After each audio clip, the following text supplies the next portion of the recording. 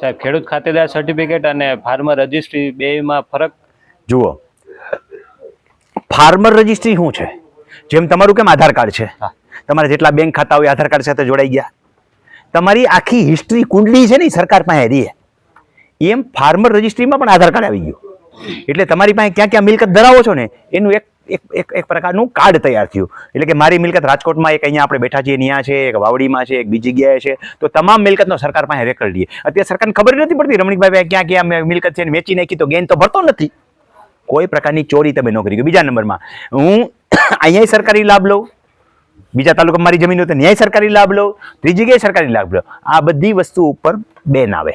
ત્રીજા નંબરમાં સરકાર જુદી જુદી સબસિડીઓ આપે છે, ખાતરની સબસિડી. સરકાર નક્કી કર્યું હોય કે સીમાંત ખેડૂતને આપવી છે, બધી જગ્યાએ હું સીમાંત ખેડૂત હોય. 1 હેક્ટરથી ઓછી જગ્યા હોય, 1 હેક્ટર સુધીની, 1 હેક્ટરથી ઓછી સીમાંત ખેડૂત છે. 2 હેક્ટર એટલે 6 દુ 12 ને 12.5 વીઘા જમીન તો એ મધ્યમ ખેડૂત છે, એટલે કે નાનો ખેડૂત છે. અને 1 હેક્ટરને 1 મીટર વધારે થઈ જાય તે 3 હેક્ટર પછી ગમે એ હોય તો એ જે છે મોટા ખેડૂતની વ્યાખ્યામાં આવે છે. આ બધું ટાળવા માટે થઈને બધી વસ્તુ માટે સરકારે એક નક્કી કર્યું કે આપણી પાસે બધા કોણ ક્યાંની પાસે ગુજરાત આખામાં ક્યાં જમીન છે એનો રેકોર્ડ આવી જવો જોઈએ. એ માટે તમે જે રજિસ્ટ્રી કરાવો છો એનું નામ શું થયું? Farmer registry. ફાર્મર રજિસ્ટ્રી ખેડૂત ખાતેદાર હોવાનો પુરાવો નથી. તમારી પાસે કેટલી મિલકત ક્યાં છે ખબર પડે. તમારી પાસે 4 જગ્યાએ મકાન હોય, વડોદરામાં હોય, રાજકોટમાં હોય, સુરતમાં હોય તો ખબર પડી ગઈ કે આ મકાન આમાં રજીસ્ટર થઈ ગયા. એમ તમારી ખેતીની જમીન ક્યાં ક્યાં આવેલી છે એનું નામ ફાર્મર આઈડી. ક્લિયર? તો ફાર્મર આઈડી જે છે એનાથી ગુજરાત આખામાં તમારી જેટલી મિલકત હોય એક જ જગ્યાએ વન ટચથી સરકારને ખબર પડી જાય કે આની પાસે આટલી છે. અને કરવી જ પડશે બધાને. આ જ નહીં કરવી હોય કાલ કરવી જોઈએ. જેમ આધાર કાર્ડ સુરતમાં એવું તો આપણે હાલતું હતું ને, ન હોય તો પછી હવે હાલતું નથી, એમ ફાર્મર આઈડી જરૂરી રહેશે.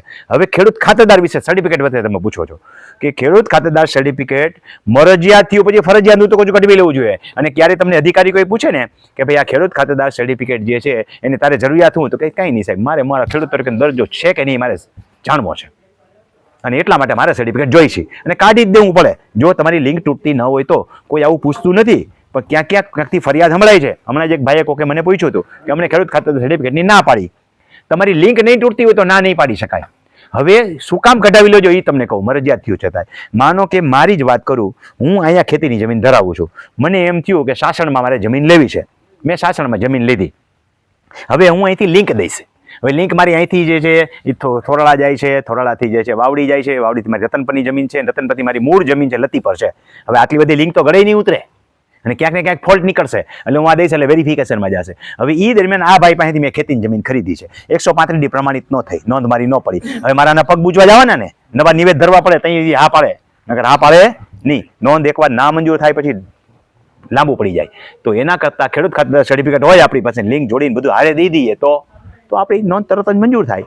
માટે હંમેશા અને હંમેશા ખેડૂત ખાતેદાર સર્ટિફિકેટ મરજિયાત થયું છે છતાં પણ તમામ ખેડૂતે કઢાવી લેવું જોઈએ. બીજું એ લાઈફ ટાઈમ જેવું છે. જ્યાં સુધી તમારું નામ 7 નંબરમાં જીવે છે, એટલે કે 7 નંબરમાં મારું નામ છે અને હું જમીન વેચતો નથી અને હું અહીંયા જ છું, ત્યાં સુધી એ ખેડૂત ખાતેદાર સર્ટિફિકેટ લાઈફ ટાઈમ કહેવાય. હું ગુજરી ગયો તો ખેડૂત ખાતેદાર સર્ટિફિકેટ ઓટોમેટિક અંત આવ્યો. પણ મારા છોકરાને લિંક સાબિત નહીં કરવી પડે ને. એની લિંક અહીં સુધી તો થઈ ગઈ, ભાઈ સરળ થઈ ગઈ લિંક એની. બરોબર છે. અમે જમીન વેચી નાખી તો સ્વાભાવિક છે કે લિંક પૂરી થઈ ગઈ. મારે નવી જમીનનું નવું ખેડૂત ખાતેદાર સર્ટિફિકેટ મળવું પડે. એ નહીં ન હાલે. તો જ્યાં સુધી 7 નંબરમાં નામ હયાત છે એમ કહેવાય ને, ત્યાં સુધી ખેડૂત ખાતેદાર સર્ટિફિકેટ વેલિડ છે અને કઢાવી જ લેવું જોઈએ, જેથી કરીને ભવિષ્યમાં કોઈ મુશ્કેલીનો સામનો કરવો ન પડે.